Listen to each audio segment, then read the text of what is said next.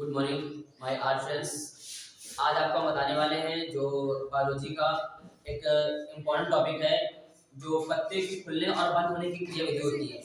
जिस प्रकार से सुन लो, पत्ते की खुलने तथा बंद होने की जो प्रक्रिया होती है उस समय होता क्या है।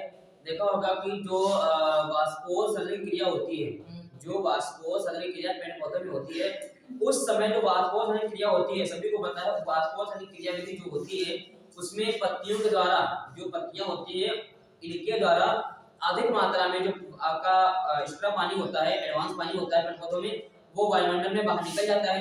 दूसरी चीज क्या होती है, अब सबसे पहली बात पता करना है कि आप देख सकते हैं कि लिखा हुआ है यहाँ पे यहाँ पे दो बनाए गए हैं, ठीक है।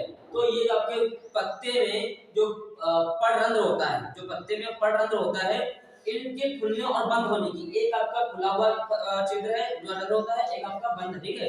अब इसमें आपको ये पता करना है कि इसकी जो क्रियाविधि होती है, इसकी क्रियाविधि किस प्रकार से होती है। तो सबसे पहली बात पता करना होता है कि आपको पहले बताना चाहिए वाष्पोत्सर्जन क्रियाविधि किसे कहते हैं। तो सबसे पहली बात कि पेड़ पौधों के बाहरी भागों से, पेड़ पौधों के बाहरी भागों से जल का वाष्प के रूप में बाहर निकलना ही वाष्पोत्सर्जन कहलाता है।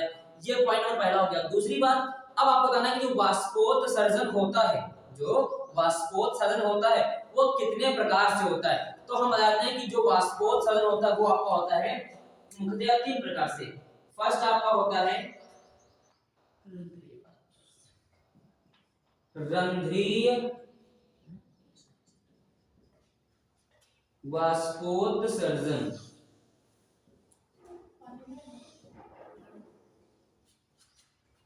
नंबर 2 उपत्वचीय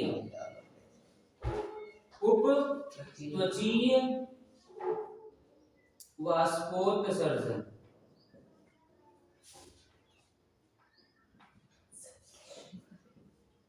नंबर 3 क्या होता है वातरंध्रीय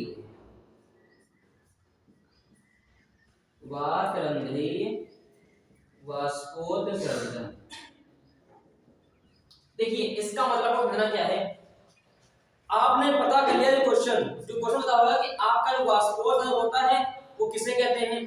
तो ये होता है कि जब पानी होता है, जो आपका पानी कितना होता है पेड़ पौधों में, वो वाष्प के रूप में, भाप के रूप में वायुमंडल में चला जाता है, इसलिए आप कहते हैं वाष्पोत्सर्जन। लेकिन जो आपकी ये क्रियाविधि होती है, ये होती है मुख्यतः 3 प्रकार से।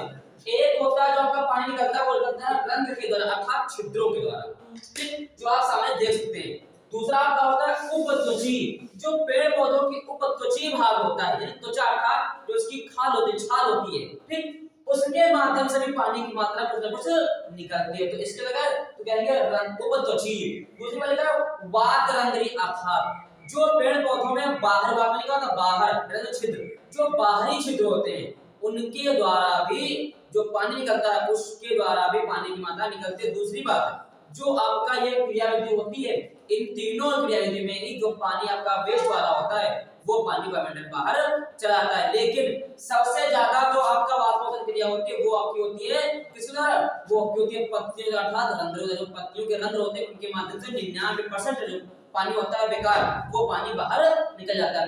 अब बात आती है कि इस पत्ते के खुलने और बंद होने की प्रक्रिया जानना जरूरी क्यों है।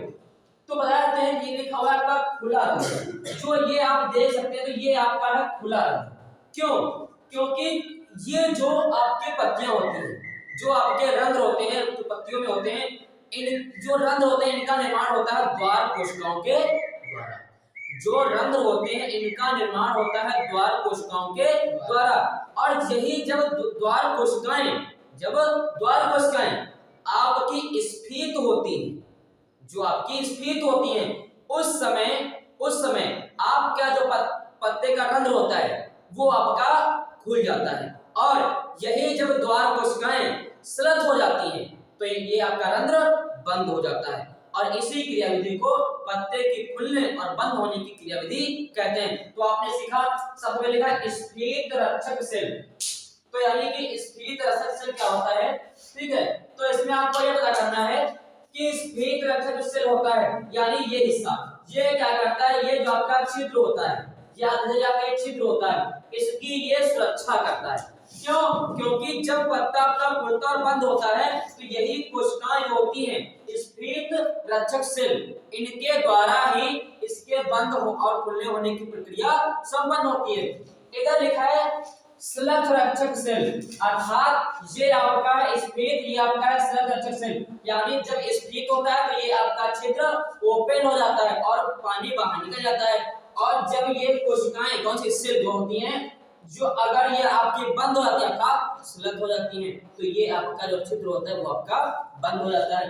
दूसरी बात, अब जो आप ये लिखा है कि ये मोटी दीवार होती है, देखिए होता क्या है, जो आपके द्वार को जो रंध्र होता है उनका निर्माण होता है आपका द्वार कोशिकाओं के द्वारा, और जो ये द्वार कोशिकाएं होती हैं इन्हीं के खुलने, जब ये स्फीत होती हैं तो पत्ते का छिद्र क्या होता है, खुल जाता है, और जब ये स्लग जाती हैं तो पत्ते का छिद्र होता है वो आपका बंद हो जाता है। तो इस प्रकार से जो क्रियाविधि होती है, इस क्रियाविधि को पत्ते की जो रंध्र होते हैं उनके खुलने और बंद होने की क्रियाविधि कहते हैं। तो आज इतना ही।